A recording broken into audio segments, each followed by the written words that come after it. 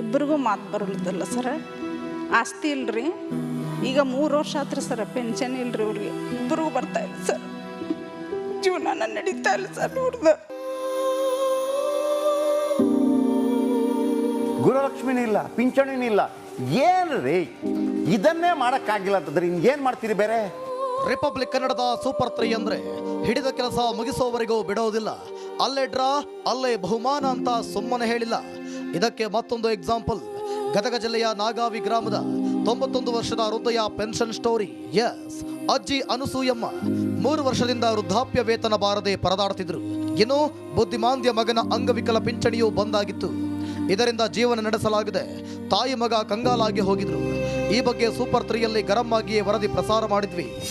ಅಲ್ಲ, ಅದನ್ನ ನೋಡ್ಬೇಕು. NPCI ಮ್ಯಾಪಿಂಗ್ ಆಗಿರೋಲ್ಲ, ಏನಾದ್ರೂ ಒಂದು ಆಗಿರುತ್ತೆ ಸರ್. ಅದಕ್ಕೆ ಅಷ್ಟೆಲ್ಲ ಯಾಕೆ ಬೇಕು?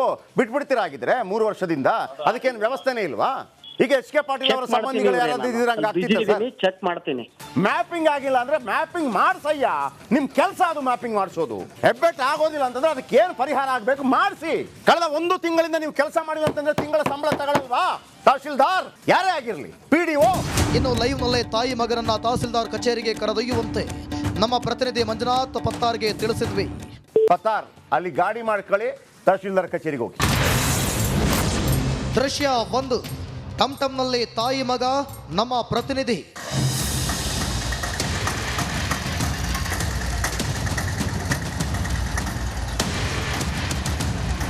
ಲೈವ್ ನಲ್ಲೇ ನಮ್ಮ ಪ್ರತಿನಿಧಿಗೆ ತಿಳಿಸಿದಂತೆ ಕೂಡಲೇ ಒಂದು ಟಮ್ಟಮ್ ಹಿಡಿದಿದ್ರು. ತಹಸೀಲ್ದಾರ್ ಕಚೇರಿಗೆ ಪೆನ್ಷನ್ ಕೊಡಿಸಲು ಅಮ್ಮ ಮಗನನ್ನ ಕರೆದೊಯ್ಯಲಾಯಿತು.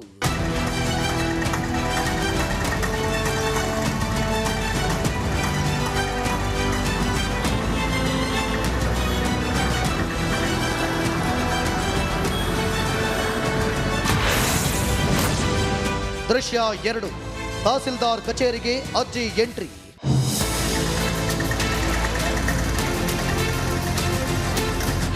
ನಾಗಾವಿಯಿಂದ ತಹಸೀಲ್ದಾರ್ ಕಚೇರಿಗೆ ತಾಯಿ ಮಗನನ್ನ ಟಮ್ಟಮ್ನಲ್ಲಿ ಕರೆದುಕೊಂಡು ಬಂದ್ವಿ.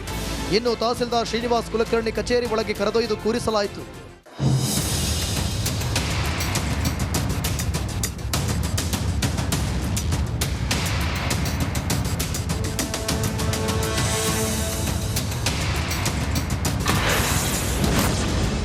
ದೃಶ್ಯ 3. ಕಚೇರಿಗೆ ಓಡೋಡಿ ಬಂದ ತಹಸೀಲ್ದಾರ್. ಇನ್ನು ತಹಸೀಲ್ದಾರ್ ಕಚೇರಿಗೆ ನಮ್ಮ ಪ್ರತಿನಿಧಿ ಅಜ್ಜಿ ಮಗ ಆಗಮಿಸುತ್ತಿದ್ದಂತೆ ಫೀಲ್ಡಿನಲ್ಲಿದ್ದ ತಹಸೀಲ್ದಾರ್ ಶ್ರೀನಿವಾಸ್ ಮೂರ್ತಿ ಓಡೋಡಿ ಬಂದರು.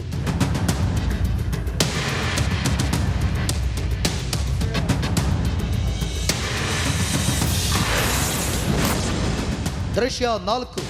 ತಾಂತ್ರಿಕ ಸಮಸ್ಯೆ ಬಗೆಹರಿಸುವ ಭರವಸೆ. ಅಜ್ಜಿಗೆ ಕಳೆದ 3 ವರ್ಷದಿಂದ ವೃದ್ಧಾಪ್ಯ ವೇತನ ಬರದೆ ಕಂಗಾಲಾಗಿದ್ರು.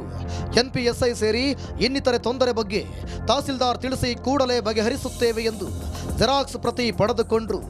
ನೀವು ಬ್ಯಾಂಕ್ಗೆ ಹೋಗುವಷ್ಟರಲ್ಲಿ ಸಮಸ್ಯೆ ಬಗೆಹರಿಸೋದಾಗಿ ಹೇಳಿದ್ರು. ತಾಯಿ, ನೀವು ಇರ್ರಿ ಅಮ್ಮ, ನಮ್ಮ VN ಕಳಿಸ್ಕೊಡ್ತೀವಿ ತಾಯಿ. ನೀವು ಮನೆಯಾಗಿರ್ರಿ, ಅಲ್ಲಿ ಕಳಿಸ್ಕೊಡ್ತೀನಿ ಅಮ್ಮ. NPCI ಮ್ಯಾಪಿಂಗ್ ಮಾಡೋಕ್ಕೆ ಏನರ ತೊಂದರೆ ಇದ್ರೆ ನಮ್ಮ VN ಕಳಿಸಿ ಆ ಸಮಸ್ಯೆಯನ್ನು ಪರಿಹರಿಸಿಕೊಡ್ಲಾಗುವುದು.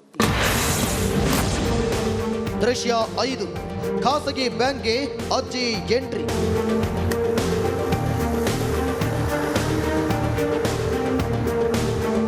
ತಹಸೀಲ್ದಾರ್ ಹೇಳಿದಂತೆ ಅಜ್ಜಿಯನ್ನ ಅವರ ಅಕೌಂಟ್ ಇದ್ದ ಖಾಸಗಿ ಬ್ಯಾಂಕ್ಗೆ ಕರೆತರಲಾಯಿತು.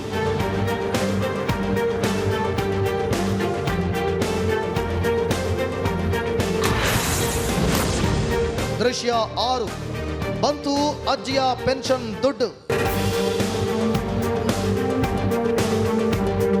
ಪೆನ್ಷನ್ ದುಡ್ಡು ಪಡೆಯಲು ಬ್ಯಾಂಕ್ಗೆ ಕರೆತಂದು ಅಜ್ಜಿ ಕೈಯಲ್ಲಿ ಹಣ ವಿತ್ಡ್ರಾ ಮಾಡಿಸಲು ಹೆಬ್ಬೆಟ್ಟು ಒತ್ತಿಸಿಕೊಳ್ಳಲಾಯಿತು.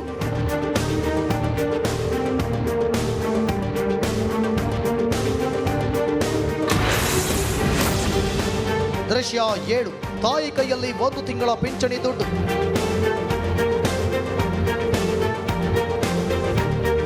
ಇನ್ನು ಹಣ ವಿತ್ಡ್ರಾ ಮಾಡಿದ ಕೂಡಲೇ ಬ್ಯಾಂಕ್ ಸಿಬ್ಬಂದಿಗೆ ಪಿಂಚಣಿ ದುಡ್ಡನ್ನ ಅಜ್ಜಿ ಕೈಗೆ ಕೊಟ್ಟರು.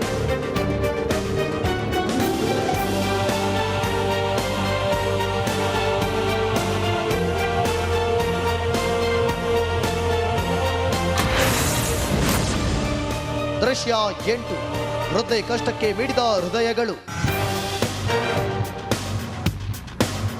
ಸೂಪರ್ 3ಯಲ್ಲಿ ವರದಿ ನೋಡಿ ಸಾವಿರಾರು ಮಂದಿ ಮಮ್ಮಲ ಮರಗಿದ್ರು. ಇನ್ನು ಸಾಮಾಜಿಕ ಕಾರ್ಯಕರ್ತರಾದ ಗೋವಿಂದ ಗೌಡ, ವೆಂಕಟಗೌಡ ದಿನಸಿ ಕಿಟ್ ತಂದ್ರು. ಬಳಿಕ ಉಪಹಾರವನ್ನು ತಂದು ಕೊಡಲಾಯಿತು.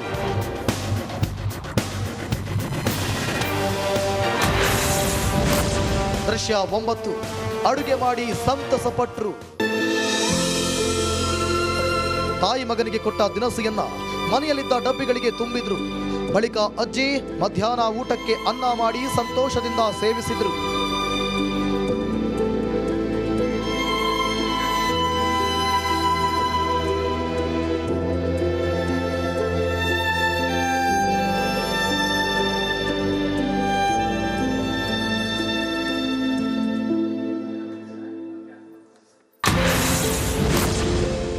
ದೃಶ್ಯ 10 ಹೃದಯವಂತರಿಂದ ಸಹಾಯಧನ.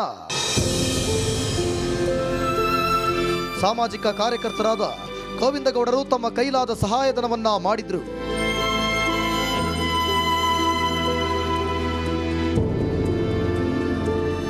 ರಿಪಬ್ಲಿಕ್ ಕನ್ನಡ ಟಿ ವಿ ಒಳಗೆ ಏನು ಸೂಪರ್ 3 ಕಾರ್ಯಕ್ರಮವನ್ನು ಜಯಪ್ರಕಾಶ್ ಶೆಟ್ಟಿ ಅವರು ನಡೆಸ್ಕೊಟ್ರು. ಅದರೊಳಗೆ ನಾಗಾವಿ ಗ್ರಾಮದ ಏನು ಆ ಅಜ್ಜಿ ಹಾಗೂ ಅವರ ಮಗ ಏನು ಇದೊಂದು ಕೆಟ್ಟ ಪರಿಸ್ಥಿತಿ ಒಳಗೆ ಅದಾರ, ಭಾಳ ಅದನ್ನು ನೋಡಿ ಭಾಳ ನಮ್ಗೆ ಕೆಟ್ಟ ಅನಿಸಿ ಅವ್ರ ಪರಿಸ್ಥಿತಿ ನೋಡಿ ಭಾಳ ಬೇಜಾರಾಯ್ತು. ಅದಕ್ಕೆ ನಾನು ನನ್ನ ಸ್ನೇಹಿತರು ಕೂಡಿ ಇವತ್ತು ಅವ್ರಿಗೆ ಒಂದು ಕಿರಾಣಿ ಕಿಟ್ಟು ಸ್ವಲ್ಪ ದುಡ್ಡಿನ ಸಹಾಯ ಮಾಡೋಕ್ಕೆ ಇವತ್ತು ನಾವು ಎಲ್ಲರೂ ನನ್ನ ಸ್ನೇಹಿತರು ಕೂಡ ನಾವು ಇಲ್ಲಿ ಬಂದೀವಿ. ಇನ್ನು ತಮ್ಮ ತಾಯಿಗೆ ಪೆನ್ಷನ್ ದುಡ್ಡು ಬರ್ತಿಲ್ಲ ಅಂತ ಕಣ್ಣೀರಾಗ್ತಿದ್ದ ಮಗಳು ರಿಪಬ್ಲಿಕ್ ಕನ್ನಡದ ಸೂಪರ್ 3ಗೆ ಧನ್ಯವಾದ ತಿಳಿಸಿದ್ರು. ಪೆನ್ಷನ್ ಕೊಡಿಸಿದ್ರು ಸರ್, ಬ್ಯಾಂಕ್ ಅಕೌಂಟ್ ಓಪನ್ ಮಾಡಿಸ್ಕೊಟ್ರಿ, ಆಮೇಲೆ ಕಿಟ್ ಕೊಡಿಸಿದ್ರಿ, ಎಲ್ಲ ಇವತ್ತು ಭಾಳ ಸಹಾಯ ಮಾಡ್ಯಾರ ಸರ್. ಜಯಪ್ರಕಾಶ್ ಅವ್ರಿಗೆ ಸರ್ ನನ್ನ ಧನ್ಯವಾದಗಳನ್ನು ಹೇಳಕ್ಕೆ ಇಷ್ಟಪಡ್ತೀನಿ ಸರ್ ನಿಮಗೆ. 3 ವರ್ಷದಿಂದ ಪೆನ್ಷನ್ ಇಲ್ಲದೆ ಪರದಾಡುತ್ತಿದ್ದ ತಾಯಿಗೆ ಕೇವಲ 3 ತಾಸಿನಲ್ಲಿ ಪೆನ್ಷನ್ ಬರುವಂತೆ ಮಾಡಿದ್ದೇವೆ. ಇನ್ನು ಮುಂದೆ ತಿಂಗಳಿಗೆ ಸರಿಯಾಗಿ 1200 ರೂಪಾಯಿ ಪೆನ್ಷನ್ ದುಡ್ಡು ಬರಲಿದೆ. ಇನ್ನು ಮಗನಿಗೂ ವಿಶೇಷ ಚೇತನ ಪಿಂಚಣಿಯೂ ಬರಲಿದೆ. ಇದೇ ಅಲ್ವಾ ಸೂಪರ್ ಹಿಟ್ ಇಂಪ್ಯಾಕ್ಟ್ ಅಂದ್ರೆ. ಸೂಪರ್ 3 ಯಾವತ್ತಿದ್ರೂ ಕಟ್ಟ ಕಡೆಯವರ ಪರ ನಿಲ್ಲುತ್ತೆ, ಧ್ವನಿ ಇಲ್ಲದವರ ಪರ ಧ್ವನಿಯಾಗಿರುತ್ತೆ. ಇದು ನಮ್ಮ ಕಮಿಟ್ಮೆಂಟ್.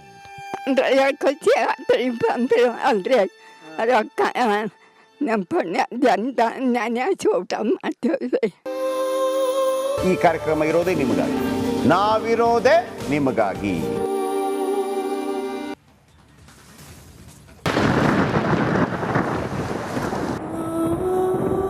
ಇಲ್ಲಿ ಬಂದು ಯಾಕಾದ್ರೂ ಬಂದು ಬಿದ್ದಿದ್ದೀವಿ ಅಂತ ಆಗುತ್ತೆ. ಮರ ಬಿದ್ದು ಸತ್ರು ಅಲ್ಲೇ ಒಳ್ಳೇದಿತ್ತು. ಮೊನ್ನೆ ಅರ್ಧ ದಿನ ಮಳೆ ಇರಲಿಲ್ಲ, ನಮಗೆ ಕೈಕಾಲು ನಡಗಲಿಕ್ಕೆ ಶುರುವಾಗಿತ್ತು. ಅಂದರೆ ಮುಂದೆ ಏನು ಅಂತ ಬಿಸಿಲಾದರೆ. ತಾಯಿಗೆ 85 ವಯಸ್ಸು, ಸ್ಟ್ರೋಕ್ ಆಗಿದೆ, 1 ವರ್ಷದಿಂದ ಮಲಗಿದಲ್ಲೇ ಇದ್ದಾರೆ. ಅವರಿಗೆ ಸ್ನಾನ ಮಾಡಿಸೋಕ್ಕೂ ನೀರಿಲ್ಲ. ಮನೆ ಮುಂದ್ಗಡೆ ಟಾಯ್ಲೆಟ್ ಗುಂಡಿ, 380 ಮನೆದು ಪೂರ್ತಿ ಇಲ್ಲಿಗೆ ಬರೋದು. ದಿನಾಂಕ 25/7/2024, ಸಮಯ ಮಧ್ಯಾಹ್ನ 12. ಏರಿಯಾದಲ್ಲಿ ಏಕ್ದಮ್ ಎಲ್ಲವೂ ಬಂದ್.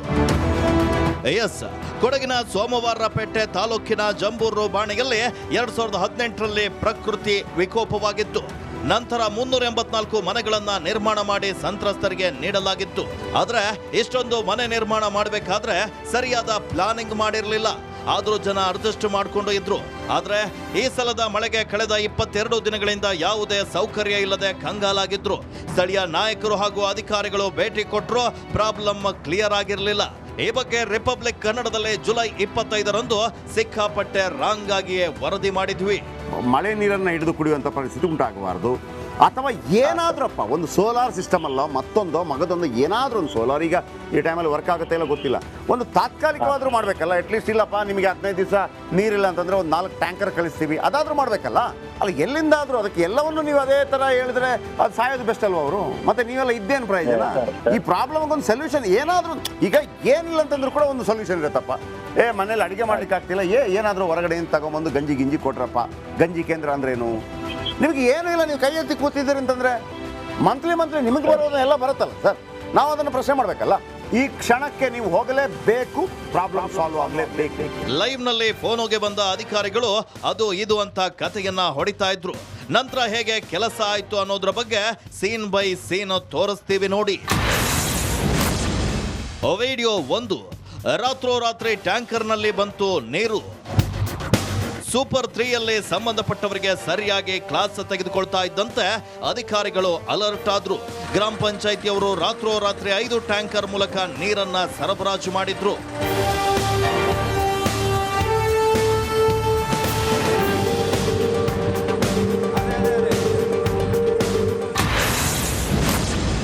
ರೇಡಿಯೋ 2 ಸಿಂಟ್ಯಾಕ್ಸ್ಗಳಿಗೆ ನೀರು ಲೋಡ್. ಇನ್ನು ಮನೆಗಳ ಮೇಲೆ ಅಳವಡಿಸಲಾಗಿದ್ದ ಸಿಂಟ್ಯಾಕ್ಸ್ಗಳು ಖಾಲಿಯಾಗಿದ್ದು 22 ದಿನಗಳ ಬಳಿಕ ಮನೆಯ ಟ್ಯಾಂಕ್ಗಳು ಭರ್ತಿಯಾದವು.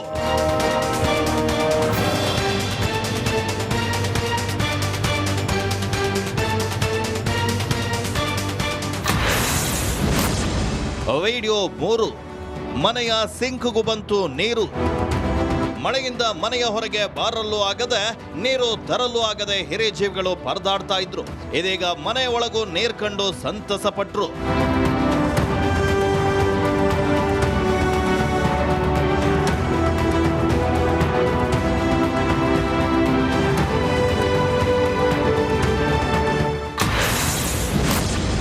ರೇಡಿಯೋ 4 ಕರೆಂಟ್ ಬಂತು, ಬಲ್ಬ್ ಟಿವಿ ಆನ್. ವಿದ್ಯುತ್ ಆಗಾಗ ಕೈ ಕೊಡ್ತಾ ಇರೋದ್ರಿಂದ ಜನ ಹೈರಾಣಾಗಿ ಹೋಗಿದ್ರು. ನಮ್ಮ ವರದಿಯ ನಂತರ ಇದೀಗ ಕರೆಂಟ್ ಸಪ್ಲೈ ಸರಿಯಾಗ್ತಾ ಇದೆ. ಮನೆಯ ಬಲ್ಬ್ ಕೂಡ ಉರಿತಾ ಇದೆ, ಟಿವಿ ಕೂಡ ಆನ್ ಆದವು. ರಿಪಬ್ಲಿಕ್ ಕನ್ನಡ ಚಾನೆಲ್ ಹಾಕಿ ವೀಕ್ಷಣೆ ಮಾಡ್ತಾ ಇದ್ರು.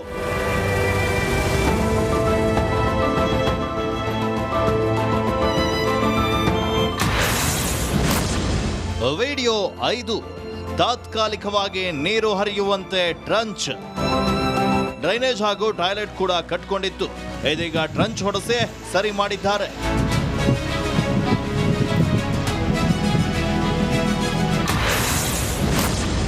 ರೇಡಿಯೋ 6 ಶೌಚಾಲಯದ ಗುಂಡಿ ಸ್ವಚ್ಛತೆ. ಶೌಚಾಲಯ ಬ್ಲಾಕ್ ಆಗಿ ಹೋಗಿತ್ತು. ಮಷಿನ್ ಮೂಲಕ ಶೌಚ ಗುಂಡಿ ಕ್ಲೀನ್ ಮಾಡಲಾಯಿತು. ಈ ಸಮಯದಲ್ಲಿ ಶಾಸಕ ಮಂತರಗೌಡ ಎಲ್ಲವನ್ನ ಪರಿಶೀಲನೆ ನಡೆಸಿದ್ರು.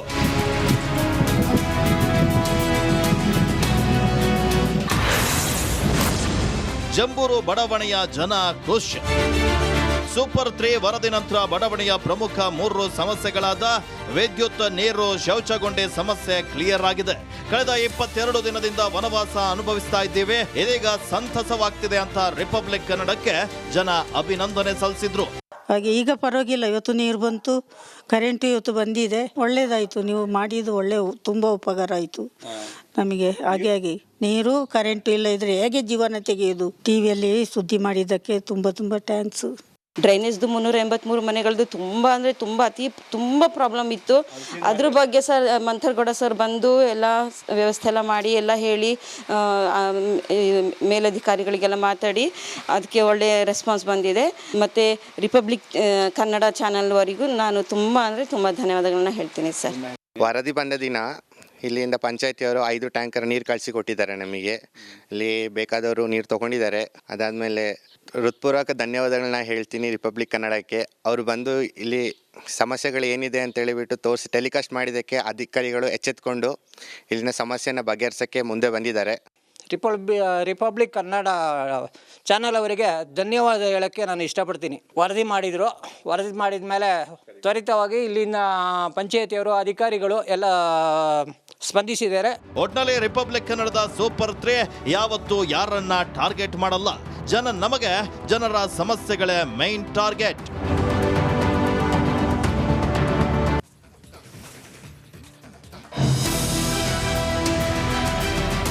ದೂರದ ಬೆಟ್ಟ ಕಣ್ಣಿಗೆ ನುಣ್ಣಗೆ ಎಂಬ ಗಾದೆ ಮಾತಿದೆ. ಹಾಗೆ ಈ ಕಟ್ಟಡ ಕೂಡ ನೋಡೋಕ್ಕೆ ತುಂಬಾ ಅತ್ಯದ್ಭುತವಾಗಿದೆ. ಸೂಪರ್ 3 ಒಂದ್ ಕೆಲಸ ಹಿಡಿದ್ರೆ ಪೂರ್ತಿ ಮಾಡೋವರೆಗೂ ಬಿಡೋದಿಲ್ಲ. ಅಲ್ಲೇ ಡ್ರಾ ಅಲ್ಲೇ ಬಹುಮಾನ ಅಂತ ಸುಮ್ಮನೆ ಹೇಳಿಲ್ಲ, ಕೆಲಸ ಮಾಡಿಯೇ ತೋರಿಸಿದ್ದೇವೆ. ಅದಕ್ಕೆ ಬೆಸ್ಟ್ ಎಕ್ಸಾಂಪಲ್ ಹಾವೇರಿ ತಹಶೀಲ್ದಾರ್ ಕಚೇರಿಯ ಅಧ್ವಾನದ ಸ್ಟೋರಿ. ಹೋದ ವರ್ಷದಿಂದನೂ ಹಿಂಗೆ ಸೋರ್ತೈತಿ. ಸರ್ಕಾರಿ ಕೆಲಸ ದೇವರ ಕೆಲಸ. ಅಲ್ಲಿ ಅಯೋಧ್ಯೆ ಸೋರ್ತಾ ಇದೆ, ಇಲ್ಲಿ ಸರ್ಕಾರಿ ಕಟ್ಟಡ ಸೋರ್ತಾ ಇದೆ. ಎಸ್ ವೀಕ್ಷಕರೇ, ಹಾವೇರಿ ತಹಶೀಲ್ದಾರ್ ಕಚೇರಿ ಮಳೆ ಬಂದ್ರೆ ತಟ ಅಂತ ಸೋರ್ತಾ ಇತ್ತು. ಮಳೆ ನೀರು ಸೋರ್ರೆ ಗಂಟು ಮೂಟೆಗಳಿಂದ ಕೂಡಿದ್ದ ದಾಖಲೆಗಳು ನೀರು ಪಾಲಾಗಿದ್ವು. ಈ ಬಗ್ಗೆ ಅಧಿಕಾರಿಗಳೇ ನಿಮ್ಮ ಬುಡಗಟ್ಟಿ ಮಾಡ್ಕೊಳ್ಳಿ ಅಂತ ಗರಂ ಆಗಿಯೇ ವರದಿ ಮಾಡಿದ್ವಿ. ಡಾಕ್ಯುಮೆಂಟೇಶನ್ ಯಾವ ರೀತಿ ಕಟ್ಟಿಟ್ಟಿದ್ದಾರೆ. ಈಗ ಇದರಲ್ಲಿ ಯಾವುದಾದ್ರೂ ವಾಲ್ಮೀಕಿ ಹಗರಣದ ಬಂದ್ರೆ ಹೋಯ್ತು, ಮೂಡ ಹಗರಣದ ಬಂದರೆ ಹೋಯ್ತು, ಬೋವಿ ಹಗರಣದ ಬಂದರೆ ಹೋಯ್ತು. ನನಗನ್ಸುತ್ತೆ ಡಾಕ್ಯುಮೆಂಟನ್ನು ಬೇಕಂದ್ರೆ ನಾಶ ಮಾಡ್ತಾರೆ ಅಂತ. ಇಲ್ಲ ಸರ್, ಅದನ್ನ ಈಗ ಏನು ಆಗ್ದಂಗೆ ಮತ್ತೆ ನಾವು ಇದನ್ನ ನೀವು ಆ ಥರ ಉತ್ತರ ಕೊಟ್ಟರೆ ಆಗಲ್ಲ ಶಂಕರ್. ದಯವಿಟ್ಟು ಇದು ಗವರ್ಮೆಂಟ್ ಡಾಕ್ಯುಮೆಂಟೇಶನ್ ಸರ್, ನಮ್ಮೆಲ್ಲರ ಸ್ವತ್ತದು. ಆಮೇಲೆ ನಿಮ್ಮ ಜವಾಬ್ದಾರಿ ಜಾಸ್ತಿ ಶಂಕರ್ ಅವರೇ. ಶಂಕರ್ ಅವರೇ, ನಿಮಗೆಲ್ಲ ಒಂದು ಅವಕಾಶ ಸಿಕ್ಕಿದೆ, ನಮಗೆಲ್ಲ ಅಂತ ಅವಕಾಶ ಇಲ್ಲ. ನೀವು ಅದರ ಬಗ್ಗೆ ನಿಗಾ ವಹಿಸಿಲ್ಲ ಅಂತಂದ್ರೆ ನಮಗೆ ನಿಮ್ಮ ಮೇಲೆ ಡೌಟ್ ಬರುತ್ತೆ, ಯಾವ್ದಕ್ಕೆ ಕಾಯ್ತಾ ಇದ್ದೀರಿ ನೀವು ಅಂತ. ಇಲ್ಲ ಸರ್, ನಾನು ಬಹಳ ಜವಾಬ್ದಾರಿ ತಗೊಂಡ್ ಮಾಡಿದ್ದೆ ಸರ್. ನಮ್ಮ ಸಾಹೇಬ್ರು ಇನ್ನೊಮ್ಮೆ ಕ್ಯಾಮ್ರಾ ತಗೊಂಡ್ಬರ್ತೀನಿ ನಾನು, ಅಷ್ಟರೊಳಗೆ ಅಲ್ಲಿ ಕ್ಲಿಯರ್ ಆಗಿರ್ಬೇಕು. ಸರ್, ಮಾಡಿಸಿರ್ತೀವಿ ಸರ್. ಈಗ ತುರ್ತಾಗಿ ನಾನು ಈಗಾಗಲೇ ನಿರ್ದೇಶನ ಕೊಟ್ಟಿದ್ದೇನೆ ನಿರ್ಮಿತಿ ಕೇಂದ್ರದವರಿಗೆ, ಅಲ್ಲಿ ಸೀಟ್ ಹಾಕಿ ಯಾವುದೇ ರೀತಿ ನೀರು ಒಳಗೆ ಬರ್ದವ್ರ ಆಗಿ ನೋಡ್ಲಿಕ್ಕೆ 2-3 ದಿವಸದಲ್ಲಿ ಆ ಕೆಲಸವನ್ನು ಮಾಡ್ತಾರೆ ಅವರು. ವರದಿ ಪ್ರಸಾರ ಆಗ್ತಾ ಇದ್ದಂತೆ ಹಾವೇರಿ ಜಿಲ್ಲಾಡಳಿತ ಫುಲ್ ಅಲರ್ಟ್ ಆಯ್ತು. ತಕ್ಷಣವೇ ಸಂಬಂಧಪಟ್ಟವರಿಗೆ ಫುಲ್ ಚಾರ್ಜ್ ಅನ್ನ ಮಾಡಿ ಕೆಲಸ ಮಾಡುವಂತೆ ವಾರ್ನ್ ಮಾಡಿದ್ರು. ನಂತರ ಏನೆಲ್ಲ ಆಯ್ತು ಅನ್ನೋದ್ರ ಒಂದೊಂದೇ ದೃಶ್ಯವನ್ನ ನಾವೀಗ ನಿಮಗೆ ತೋರಿಸ್ತಾ ಹೋಗ್ತೀವಿ ನೋಡಿ. ದೃಶ್ಯ 1, ತಹಶೀಲ್ದಾರ್ ಕಚೇರಿಗೆ ಶಾಸಕ ಲಮಾಣಿ ಎಂಟ್ರಿ.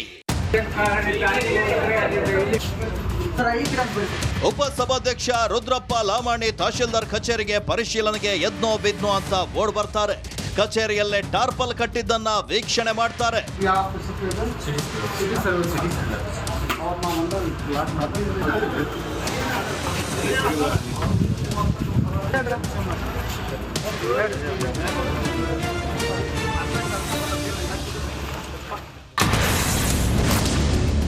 ದೃಶ್ಯ 2, 8 ಲಕ್ಷ ರೂಪಾಯಿ ಅನುದಾನದಲ್ಲೇ ಶೆಡ್ ನಿರ್ಮಾಣ.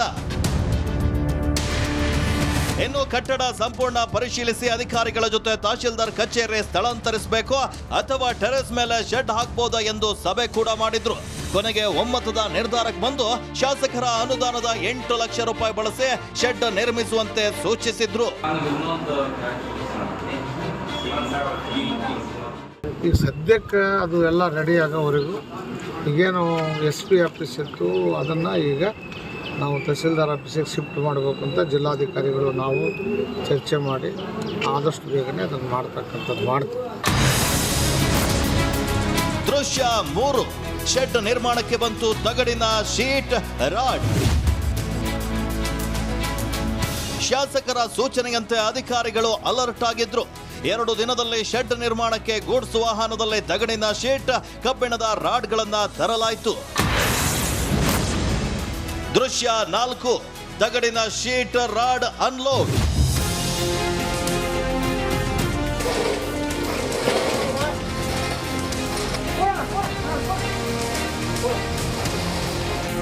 ಇನ್ನು ಬೊಲೆರೋ ವಾಹನದಲ್ಲಿ ತಗಡಿನ ಶೀಟ್ ಮತ್ತು ಕಬ್ಬಿಣದ ರಾಡ್ಗಳನ್ನ ಅನ್ಲೋಡ್ ಮಾಡಿ ಟೆರೆಸ್ ಮೇಲೆ ಹಾಕಲಾಯಿತು.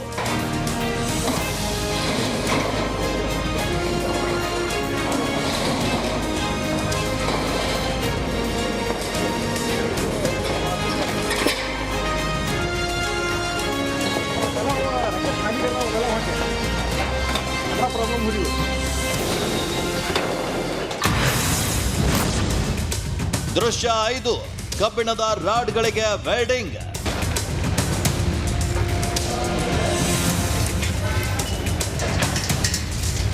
ತಂದ ಕಬ್ಬಿಣದ ರಾಡ್ಗಳಿಗೆ ಅಳತೆಗೆ ತಕ್ಕಂತೆ ವೆಲ್ಡ್ ಮಾಡಲಾಯಿತು.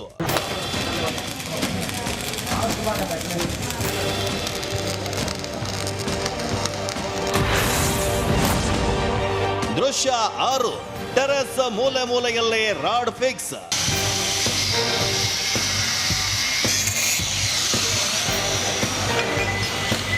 ತಹಶೀಲ್ದಾರ್ ಕಚೇರಿಯ ಟೆರೆಸ್ ಮೇಲೆ ತಂದು ಹಾಕಿದ್ದ ಕಬ್ಬಿಣದ ರಾಡ್ಗಳನ್ನ ಸಿಮೆಂಟ್ ಹೊಡೆದು ಫಿಕ್ಸ್ ಮಾಡಲಾಯಿತು.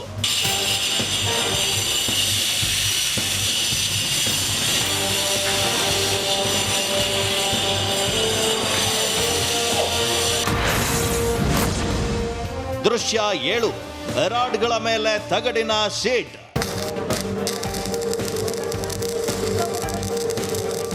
ನೆಟ್ಟ ಕಬ್ಬಿಣದ ರಾಡ್ಗಳ ಮೇಲೆ ತಗಡಿದ ಶೀಟ್ಗಳನ್ನ ಅಳವಡಿಸಲು ಕೆಲ ಕಡೆ ವೆಲ್ಡ್ ಮಾಡಿ ನೀಟಾಗಿ ಜೋಡಿಸಲಾಯಿತು. ದೃಶ್ಯ 8, ನೀರು ಸೋರದಂತೆ ಶೆಡ್ ನಿರ್ಮಾಣ. ತಹಶೀಲ್ದಾರ್ ಕಚೇರಿಯಲ್ಲೇ ಮಳೆ ನೀರು ಸೋರದಂತೆ ಫಟಾಫಟ್ 3 ದಿನದಲ್ಲಿ ಕೆಲಸ ಮಾಡಿಯೇ ಮುಗಿಸಿದ್ರು. 3 ವರ್ಷಗಳಿಂದ ಆಗದ ಕೆಲಸವನ್ನ ಕೇವಲ 3 ದಿನದಲ್ಲೇ ಮುಗಿಸಿದ್ದೇವೆ. ಸೋರ್ತಿದ್ದ ತಹಶೀಲ್ದಾರ್ ಕಚೇರಿ ಮೇಲೆ ಈಗ ಶೆಡ್ ನಿರ್ಮಿಸಲಾಗಿದೆ. ಜನರೇ, ಇದೀಗ ನಿಮ್ಮ ಕಡತಗಳು ಸೇಫ್ ಆಗಿವೆ.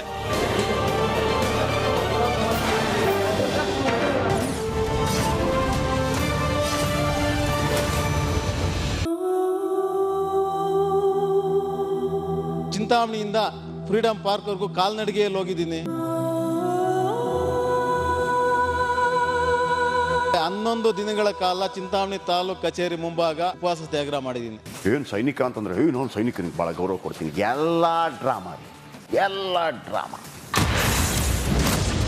ದಿನಾಂಕ 19/7/2024 ಮಧ್ಯಾಹ್ನ 12 ಗಂಟೆ.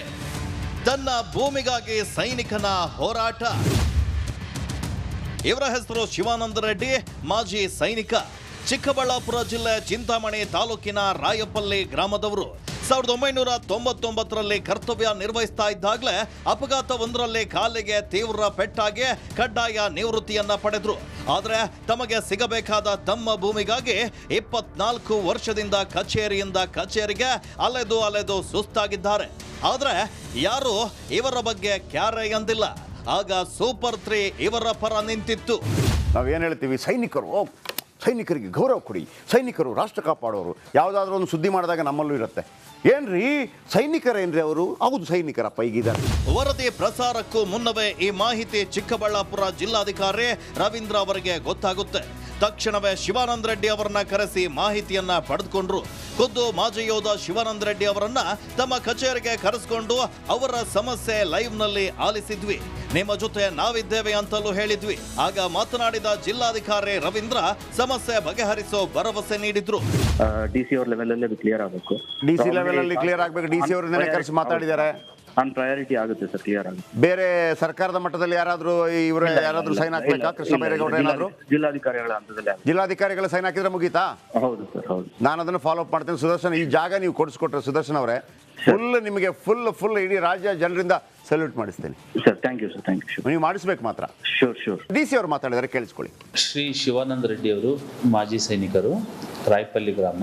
ಇವರು ಮಿಲಿಟರಿಯಲ್ಲಿ ಸೇವೆಯನ್ನು ಸಲ್ಲಿಸಿ ಡಿಸೇಬಲ್ಡ್ ಸೋಲ್ಜರ್ ಅಂದರೆ 2004ನೇ ಇಸ್ವಿಯಲ್ಲಿ ಸೈನ್ಯದಿಂದ ಕಾಯಂ ಆಗಿ ಇವರು ನಿವೃತ್ತಿಯನ್ನು ಹೊಂದಿರ್ತಾರೆ. ನಿವೃತ್ತಿ ಹೊಂದಿದ ನಂತರದಲ್ಲಿ ಕೃಷಿ ಭೂಮಿಯನ್ನು ವ್ಯವಸಾಯ ಮಾಡ್ತಕ್ಕಂಥ ಉದ್ದೇಶವನ್ನು ಹೊಂದಿದ್ದು, ಕೃಷಿ ಭೂಮಿಯನ್ನು ನನಗೆ ಮಂಜೂರು ಮಾಡಿಕೊಡ್ಬೇಕು ಅಂತ ಹೇಳ್ಬಿಟ್ಟು ಅರ್ಜಿಯನ್ನು ಹಾಕ್ಕೊಂಡಿದ್ದಾರೆ. ಭೂಮಿ ಕೊಡಲು ತಹಶೀಲ್ದಾರ್ ಹುಡುಕಾಟ.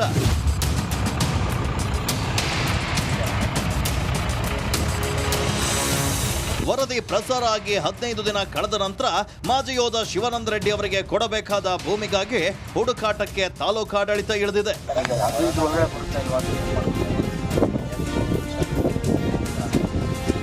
ಚಿಂತಾಮಣಿ ತಹಶೀಲ್ದಾರ್ ಸುದರ್ಶನ್ ಯಾದವ್ ಅಂಡ್ ಟೀಮ್ ಮಾಜಿ ಯೋಧ ಶಿವಾನಂದ ರೆಡ್ಡಿ ಅವರನ್ನ ಕಚೇರಿಗೆ ಕರೆಸಿಕೊಂಡ್ರು. ನಂತರ ಸರ್ಕಾರಿ ಜಮೀನು ಹುಡುಕಾಟ ನಡೆಸಿದ್ದಾರೆ. ಮತ್ತೆ ಜಿಲ್ಲಾಧಿಕಾರಿಗಳು ಹೆಚ್ಚಿನ ಮಾಹಿತಿಗಾಗಿ ಬುಲಾವನ್ನ ನೀಡಿದ್ರು. ಆದಷ್ಟು ಬೇಗ ಜಮೀನು ನೀಡುವ ಭರವಸೆಯನ್ನ ನೀಡಿದ್ದಾರೆ. ಮಾಜಿ ಸೈನಿಕರಿಗೆ ಸಿಗಬೇಕಾದಂತ ಒಂದು ಜಮೀನಿಗಾಗಿ 25 ವರ್ಷಗಳಿಂದ ಸತತ ಹೋರಾಟ ಮಾಡ್ತಾ ಇದ್ರು. ಯಾವುದೇ ಪ್ರಯೋಜನ ಆಗಿರ್ಲಿಲ್ಲ. ಈಗ ರಿಪಬ್ಲಿಕ್ ಕನ್ನಡ ಅವರು, ನಮ್ಮ ಜಿಲ್ಲಾ ವರದಿಗಾರರು ಮಂಜುನಾಥ್ ಅವರು ಜಯಪ್ರಕಾಶ್ ಶೆಟ್ಟಿ ಸರ್ ಹತ್ರ ಕರ್ಕೊಂಡೋಗಿ ಸೂಪರ್ 3 ಪ್ರೋಗ್ರಾಮ್ಗೆ ಪ್ರಯತ್ನ ಪಟ್ಟರು. ಸೂಪರ್ 3 ಅಲ್ಲಿ ಪ್ರಸಾರ ಆಯ್ತು. ಪ್ರಸಾರ ಆದ್ಮೇಲೆ ತುಂಬಾ ಜನ ಪ್ರತ್ಯಕ್ಷವಾಗಿ ಪರೋಕ್ಷವಾಗಿ ಫೋನ್ ಮುಖಾಂತರ ಹೇಳ್ತಾ ಇದ್ದಾರೆ, ನೀವು ಮುನ್ನುಗ್ಗಿ, ನಾವು ನಿಮ್ಮ ಹಿಂದೆ ಇದ್ದೀವಿ ಅಂತ. ಇಷ್ಟೊಂದು ಧೈರ್ಯ ತುಂಬ್ತಾ ಇರೋ ಕಾರಣ ನಮ್ಮ ಜಯಪ್ರಕಾಶ್ ಶೆಟ್ಟಿ ಸರ್ ಅವರು. ನಮ್ಮ ಜಯಪ್ರಕಾಶ್ ಶೆಟ್ಟಿ ಅವರಿಗೆ ತುಂಬು ಹೃದಯದ ಧನ್ಯವಾದಗಳು ಹೇಳೋದಕ್ಕೆ ಈ ಮುಖಾಂತರ ನಾನು ಬಯಸ್ತೀನಿ.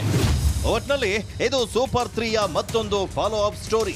ಸೈನಿಕರಿಗೆ 5 ಎಕರೆ ಸರ್ಕಾರಿ ಜಮೀನ್ ಸಿಗೋ ತನಕ ನಾವಂತೂ ಈ ಸ್ಟೋರಿನ ಬೆನ್ನಟ್ಟುತ್ತಲೇ ಇರ್ತೇವೆ.